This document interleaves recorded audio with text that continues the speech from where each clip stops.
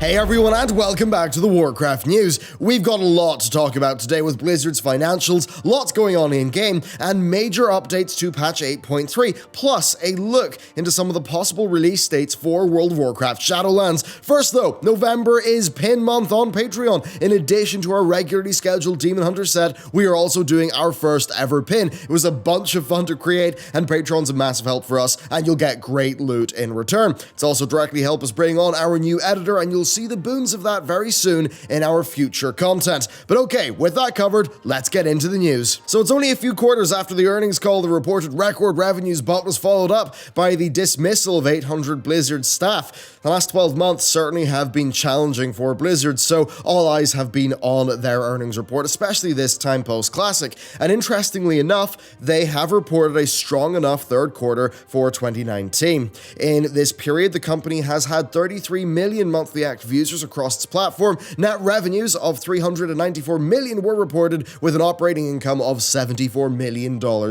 Q3. Ultimately, reporting lower revenues than last year on the year-on-year basis, because of course the same period last year was the Battle for Azeroth launch, and well, that was pretty hard to beat. Now, the launch of Classic has been really held up as a driving force for their surge in user engagement, with it being, they said, the most significant quarterly subscription increase in the game's history.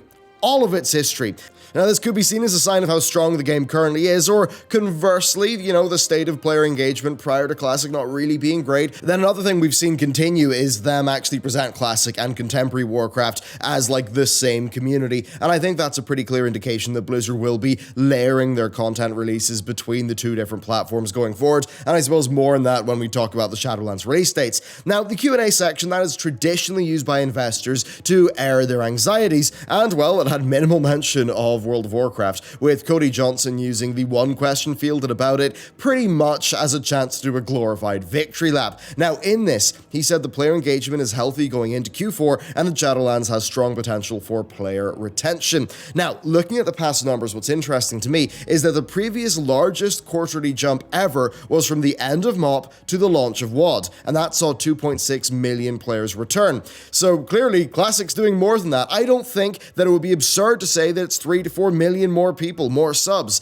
Now, not all of them will stay, of course, but still, we do know that WoW Classic Month 2, like the overall engagement there, is significantly higher than World of Warcraft's like overall engagement before Classic launched. So clearly, Classic has been an extremely additive thing to the World of Warcraft community.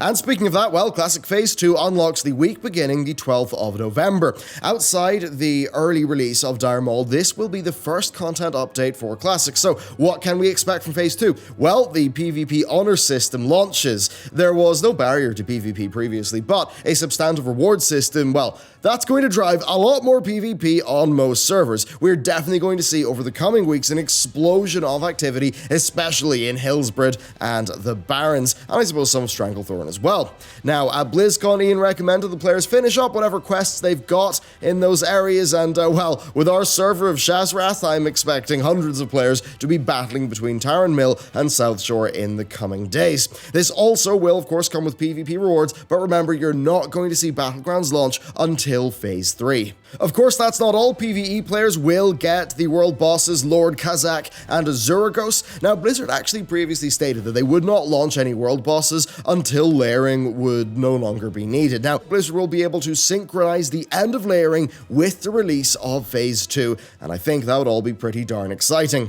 Okay, with that covered, let's hop over to Contemporary World of Warcraft. So, World of Warcraft is 15 years old, and to celebrate, Blizz have brought a selection of thematic events and activities for players to participate in. So, when you log in, you're going to get the little Nefarian pet, and then you're also going to get a letter from Chromie that invites you to the special time-walking event in the Caverns of Time. Now, within the caverns, you find these chrono crystals, which just show you significant cinematics, so yeah, I guess they threw that in for some reason, so you can watch the Wrathgate, but not on YouTube if you want to. Gameplay-wise, there's quite a bit though, so we've got the variation of the old Altaric Valley. It's an homage to the original rather than being an accurate representation of it, so there are no reinforcements, there are no time limits, plus Korak the Blood Rager is back, and well, we pretty much have seen a return to very long battleground matches. Now, true to form, Korak has already received a 60% buff to his health in a recent hotfix, now spawning 2 minutes after the match has begun, with developers actually explaining this as something that basically offsets the alliance bias that's inherent in AV.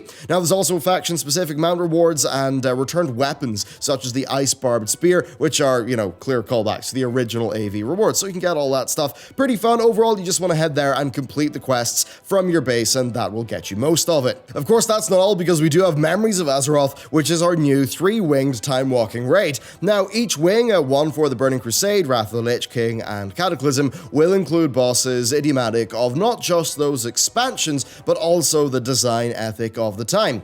This can be incredibly cinematic, with Chromie fitting you in the wider context of each encounter, and it certainly does show how far Blizzard has come. And I feel sometimes a little bit intentionally with the way that they weave sort of modern systems, say like the gold portals, or maybe the new transitions or the sound files with old visuals and mechanics. I think it's the most notable in encounters like Archimonde, with his voice lines not aging super well and his mechanics feeling a little bit static. However, raiders who fought these bosses while they were relevant, well, they might enjoy this event less, because it's only certain phases of each encounter, and the transitions cut away from the fight with little notice.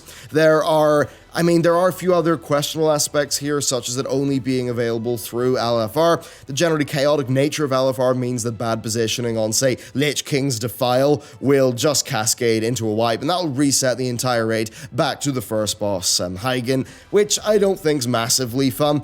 Of course, though, the Memories of Azeroth raid has eye level 420 loot rewards, so, and of course they can Titan Forge to be like heroic raid level gear, and that includes for weapons, so people will do it. Now, with this event going on for 3 months, I think players are going to be getting a lot of that easy 420 loot, and it does jump you up a few steps in terms of item level progression, and it seems like it's an incentive to keep players on contemporary servers. Now, speaking of incentives, well, completing the old raids will give you the Obsidian Worldbreaker mount. I think a very fitting celebration for the 15th anniversary, but still, the ease of acquisition, I do think it kind of makes it feel like more of a participation trophy. That said, the anniversary event does have more reasons to stay logged in, with a potential 75 boost to rep acquisitions on the first weekend. So basically, it's World Quest week, so that's 50%. Then there's the anniversary buff, that's a 15% boost to both rep and experience gain, and that's active until January. Then add to that the carousel bonus from the Dark Moon Fair, and yeah, you could be getting a 75% rep bonus plus a 25% XP bonus.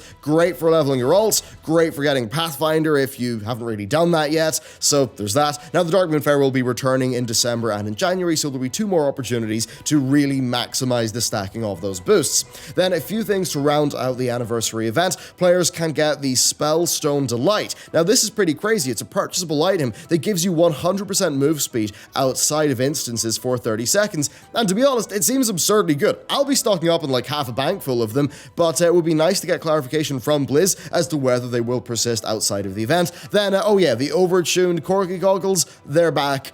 I'm sure that will appeal to certain sections of the player base.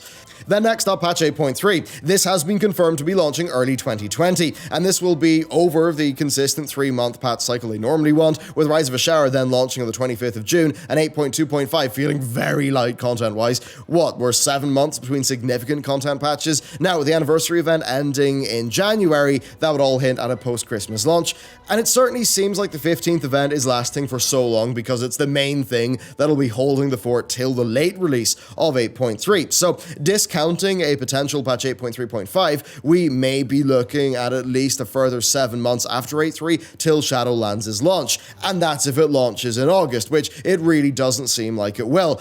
Personally, I'm expecting September or October, maybe even November. So with 8.3 being a bit light in new content, I think it's going to be a pretty long wait for modern-only players, but if you're into Classic, then I think there'll probably be a lot to do as Blizzard roll out those phases. But overall though, yeah, it seems like the mistakes of BFA knocked them back, and they just have to wait until the 8.3 reception comes in till they can make a lot of major decisions for Shadowlands. Anyway, with that covered, let's actually talk about 8.3. So the Dungeon Journal has been updated, and it now hosts details of the N'Zoth encounter. The most iconic set of fights begins with Il'gynoth, who has, he's encouraged so much lore speculation from me anyway, over the last while, so it's that, through to the carapace of N'Zoth, which is just a big mass of flesh and tentacles tentacles, and it actually does have the potential to be a satisfying representation of an old god, like a literal mountain of void and flesh. Then finally, we encounter the old god himself. Players will have a sanity bar for the fight, that will have cascading mechanics be worked into it. If a player goes insane, they're going to receive the Gift of N'Zoth, again I guess, doubling their health and damage, but after 20 seconds, they will become a servant of N'Zoth for the remainder of the fight, so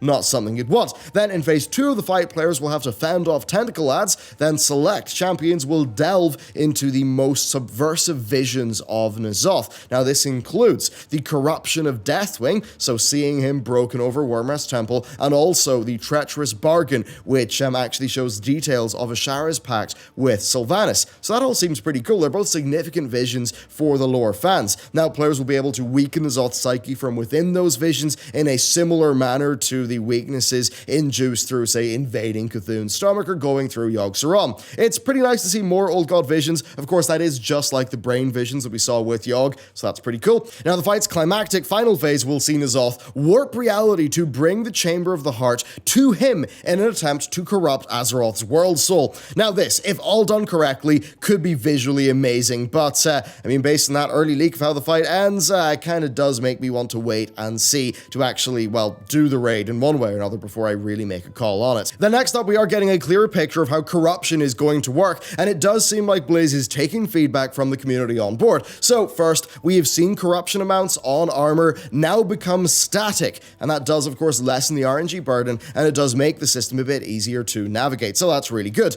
Then the positive crit damage affix has been nerfed by around 50%. That was a massive source of balance complaints, and it's good they've done that. Then I think, and most interestingly, we've seen new weapons on the PTR that have a guaranteed corruption level. Now this means that to use these powerful weapons, you will have to deal with the grasping tendrils and corrupted zone debuffs. Now that said, they will each have potent effects that will make them worth that corruption. Now we've then also seen our first Ny'alotha Azerite trait, Heart of Darkness, which benefits, the benefits of which will only unlock after a certain threshold of corruption. Now in line with all that stuff, the Legendary Cloak now has a corruption resistant stat. So at rank 1, it's +5. That means that if you've got 20 corruption, then your net corruption would be 15. So it seems like the goal here is to steadily increase player power by increasing the amount of corruption that they can remove through that resistance through their Legendary Cloak. Now this essentially will act as a continual nerf to content, somewhat like how Titan Forging steadily increased player power over time, but I suppose in a bit more of a controlled fashion.